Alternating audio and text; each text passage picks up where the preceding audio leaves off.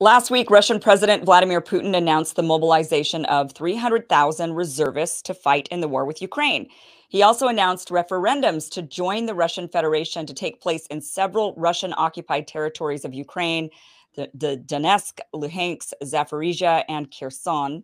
And Western media reports the voting is a sham, with people being held at gunpoint. There have also been reports of widespread demonstrations in Moscow and around Russia, protesting against the war, and reports of men fleeing the country. However, reports from Russian sources and within Ukraine tell a different story. So here to tell us what she's been seeing and hearing in Moscow is Fiorella Isabel, journalist with RT, and you may know her from the Convo Couch. Fee, welcome to the show. Thanks for being here. Thanks for having me, Kim. I'm excited. What are you hearing from what's going on in Moscow? I mean, I've been hearing, of course, here in Western media, we hear widespread protests, people rising up against Putin, up against the war.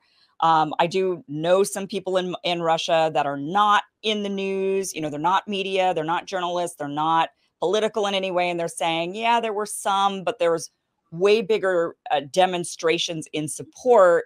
But they're saying, yes, there are men fleeing the country. So, I mean, what's going on from your perspective in Moscow? What are you hearing and seeing? Right. So, like your friend said, basically there is a lot of there was, as soon as this came out, there was a little bit of fear as to what this meant. Really, a lot of people, though, mostly came out in support into the streets. And there are countless videos I've been sharing.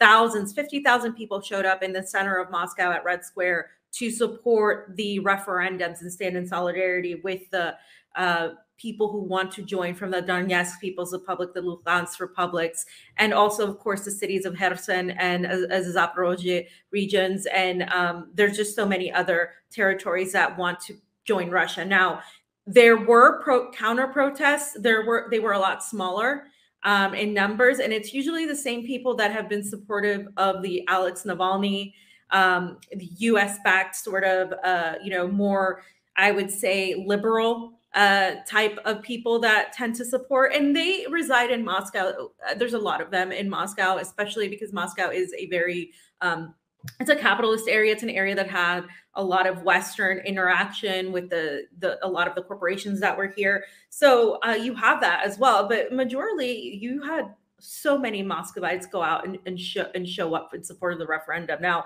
there were people fleeing in the beginning, some mostly men, because they were afraid of being drafted. And I can explain more on the draft in a second, but it's mandatory in Russia, so everybody knows, to serve 1 year of military for men, right? But this has always been the case. It's been the case for a long time. It used to be 2 years. And it's 1. And basically that doesn't mean that you go into battle. It could be you're just serving, doing whatever duty in whatever field. It's not like you have to go fight in a war or anything for a year. So just to clarify that as well. And like I said, most people in Russia have various opinions on Vladimir Putin.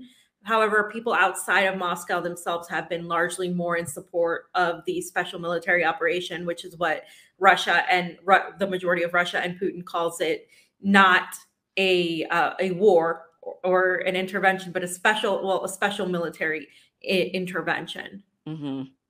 So what is the sentiment? I mean, I would imagine as soon as the announcement of 300,000 reservists would be drafted in, or called up, because as you mentioned, they're all reservists in the military anyway. They're already serving. At what age do they have to serve that year? So it's 18. So I'm just going to factually state what the Ministry of Defense has said, because this is what they said. The Ministry of Defense of the Russian Federation, that the people that were subject to mobilization are privates and sergeants up to 35 years old, junior officers up to 50 years old, senior officers up to 55 years old, starting at 18 years old. And the people who will not be called were reserved citizens, including employees of defense industry enterprises, people who were unfit for health, people who have a health issue, students. Putin definitely just specifically did a double law where he specifically said, if you're a student in any way, you are not you don't have to participate in this at all. If you are caring for a family member and they depend on you, you have that as well. Disabled people, if you have 4 or more children under the age of 16 and they're your dependents, and also if your mother has 4 or more children under the age of 8 and doesn't have a husband. So there are a lot of exceptions to that. But again, it's people that have experience in the military and have already been serving. It's not just any person out. So, but there was a lot of fear, like you said, surrounding this, right? Because you hear a lot of the Western media saying, "Oh my God, they're drafting all these people."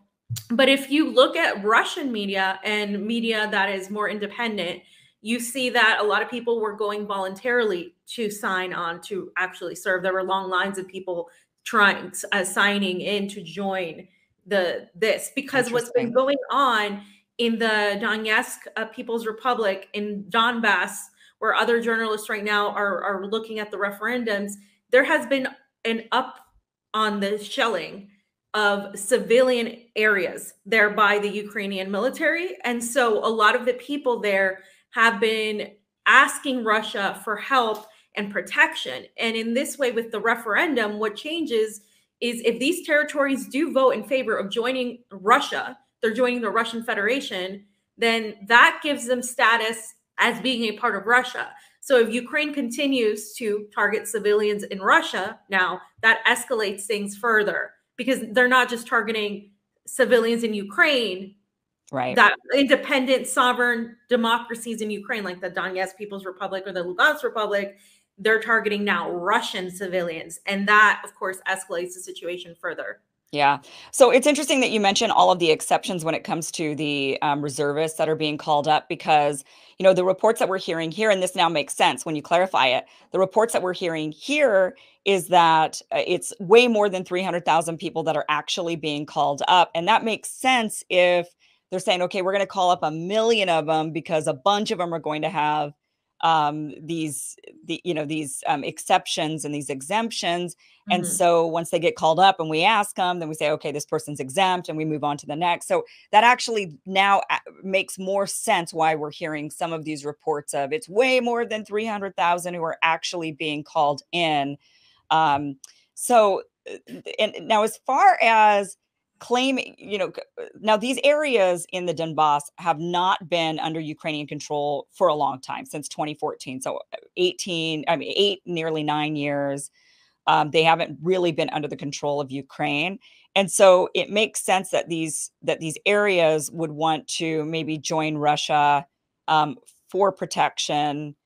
They're mainly Russian-speaking people, right? But are people afraid in Russia that declaring these areas really truly part of the Russian Federation, and then hearing what Putin said about nuclear warfare, potentially about using every available option to him to protect the Russian people, and if these people suddenly become the Russian people, are people afraid in Russia? Are you hearing fear of like nuclear war? Right. So initially that was a lot of the fear, but okay, so the Donbass has been at war for the last 8 years, since 2014, right. The Maidan and all of that happened, correct? But there has been constant shelling there by Ukraine for that entire time. People weren't allowed to speak Russian, and a lot of these people are ethnically Russian, meaning like they are Russian speaking, they have a Russian culture, and they have been subjugated by the Ukrainian army for this whole time, being shelled. And so that's why they've been wanting, they became the independent Donetsk and Lugansk republics with the support of Russia. That, however, still means they're independent. They don't have Russia. With this, they would have Russia's protection. So now when you talk about what Putin said in terms of we are willing to use every weapon at our disposal, he said this after he has said countless times, and after the Sergei Lavrov and others have said that Russia isn't willing to use nuclear weapons. That's like something they don't want to do. They have a plan, like every country does, in case of a nuclear weapon, blah, blah, blah. But they have specifically made several calls against using nuclear weapons. In fact, Sergei Lavrov was just asked at a UN Security Council meeting about this very question. What about, what Putin just said? Well, Putin said every weapon at our disposal. He didn't say nuclear arms. People assume that because of that because he wasn't clear, right? And I get why people thought, oh my God, like does this mean Russia is escalating? And Lavrov also reminded people that the United States has been the country that has used these weapons and nobody else has. There hasn't been a shift in Russians saying we're going to go to nuclear war. What they simply mean is the special military operation has changed its tactic now. Initially, it was to, as we recall, denazify Russia and to liberate these territories that asked for its help. And where they got a lot of criticism was, why didn't they go in sooner from a lot of these people? Because a lot of these people die. If Russia leaves a territory and Ukraine tries to get it back, like it just happened, they go after these people as traitors, as they're saboteurs or compromised. So a lot of the SBU units go and they murder people who were found to be pro-Russian. And so that's why they're so adamant in getting this referendum through. Now, does this escalate the conflict? Absolutely, because now because NATO has been at war with Russia, right? But this is what Putin and Lavrov have said is like, we're not at war with Ukraine. We're really at war with the collective of NATO. Right. And that's a very important point to make, because if Russia doesn't do this, this is according to the Ministry of Defense, they see this as a fight for their existence as Russia, as it is, its sovereignty. And so now Ukraine is never going to be the same again. The Ukraine that we knew before this conflict is gone. They have said there's not going to be any sort of compromise or any sort of negotiations now in those terms. It's the Donetsk People's Republic, the Lugansk, and all the territories that want to be liberated and want to be a part of Russia are going to be allowed to be a part of Russia. And if NATO, the West, their allies, and Ukraine disrespect that, then that means that they're attacking Russia. So Russia is going to respond militarily, but there are many ways they can respond militarily without using nuclear weapons. And that's right. what I think we're going to see is them really supplying these territories with Russian troops. That's what we're seeing. This is the second phase of the conflict. It's not as much of like now, oh my God, now we're going to use nuclear war. It's like, no, we're going to send more men, because let's remind everybody, Russia is only using like a small percentage of their military force. They have far greater military than what they've been using in Donetsk. And that's been part of the criticism, is why Russia hasn't responded back when they keep shelling civilians. We need Russia to respond. Well, this is Putin finally responding and saying, okay, well, we're going to put more men and more forces to combat what Ukraine is doing now. And that's where they're going. So you've been in Moscow for a few months now. I mean, are the people really truly supportive of this effort, or is it that they're afraid? Because, that's what we always hear here in the West is right. They're afraid to speak out. They're afraid to protest. They're afraid to go against Putin. They're putting their lives at risk if they do. What have you been hearing from just the average person that you've come across in Russia? So the average person understands that this is not just Ukraine. Like, this isn't just about Ukraine. They understand that the West and the United States are involved. And that's something that I think a lot of the people from the US, right? A lot of Americans like us, they don't understand that. So it's interesting that the average Russian does understand that. Like I said, Moscow is a very, it has a lot of European influences, just like St. Petersburg does. But the average Russian is very proud to be Russian. They have a certain national pride of being Russian, whether they like Putin or not. And that sort of is greater than how they feel about Putin, because they know that if the West intervenes, then there is that sort of like potential of losing it. Now, the youth as a whole, when I've talked to the youth, they're more anti-Putin. They're more pro-Western. They more have like, look at American media. They're the ones that Navalny actually tried to get on his side when he was saying he was a political prisoner. When you say youth, like what ages are youth? I'm talking about 18 to like 25. Okay. And that age group, maybe a little bit like older, college age kids. Yeah, they're the Okay. ones that the West has been targeting in terms of like propaganda, in terms of like, yeah, having like TikTokers and YouTubers and that whole thing. And there's a lot of that happening, which is why Russia is very like always talks about that media aspect of it. So that group, because also you have to remember they were too young to know what was going on during the Soviet Union and the USSR and the fall of the USSR, whereas their grandparents tend to be more pro USSR, more pro Putin, because they are afraid of Western intervention. They're afraid of losing Russia as a whole. So there's a disconnect, and what I see happening is that disconnect is happening with younger people who don't know the history as well because they weren't alive to see everything that happened. So there is some of that, but the majority of people that I've seen as a whole in Russia, whether they like Putin, whether they don't like Putin, is they have zero animosity towards Ukraine in terms of the Ukrainian people. They have family members, they have brothers, sisters, friends. They would often go to Ukraine and hang out there. Like none of these people want Ukrainians to be like, murdered or die in war. Like that is not the sentiment I have seen from anybody, whether they like Putin, whether they hate Putin, or whether they're ambivalent. It's more of like they don't like that this is happening. They wish it wasn't happening. They wish they could travel freely, but they don't like the response from the West where they've been singled out as being awful. They say, well, if I go to America, I'm not looked on positively now. And, they ask me why I'm even here, like during this time, like that it's crazy that I come during this time because there's so much conflict. And they haven't been anti-American towards me and towards other colleagues that have come in from the United States. They're not at all. They're actually very, very curious and welcoming. So I do think that the sentiment in Moscow is very much divided in terms of whether they support or reject the special military operation, but outside of the main cities, right? Outside of the big city of Moscow, people are more receptive and they're more pro the special military operation. They call it a special military operation. They don't call it a war.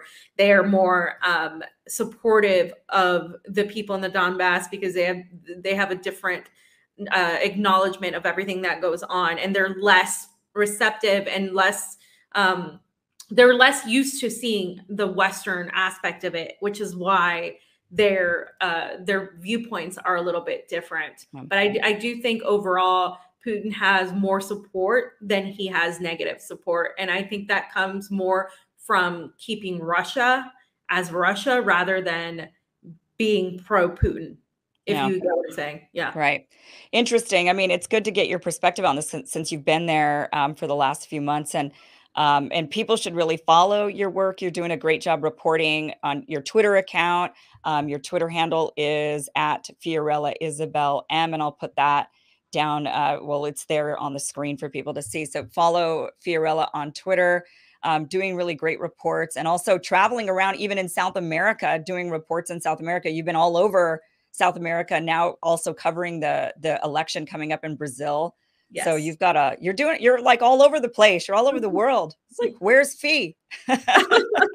Well, thank you. Yes, it's fun. I enjoy this work. I think I'm a workaholic. Like I really like it. I just don't stop. But I really love it, and I think it needs to be done. Especially going to where you report, so people can't say you're like lying, and right. When you see because you do see protests for both ends of the spectrum, but there's definitely more people in protest and support of these referendums, and the Western media only shows one side. And I would be more receptive to what the West is saying if they weren't banning what Russia is saying as well. So that's right. Exactly. It's such a one-sided report. And actually, I think France is the only Western country that, from my view, that is somewhat being a bit more, allowing more of the of differences in viewpoints. I notice that it's a lot of times French reporters that are saying, stating the obvious that's happening. Mm-hmm. Because they're more neutral in this. They're trying to be, at least. So, they're trying to,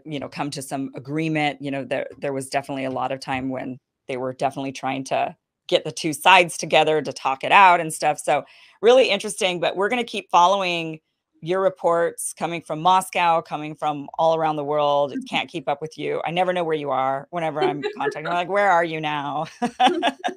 So thank you so much for joining us. Thank you for having me.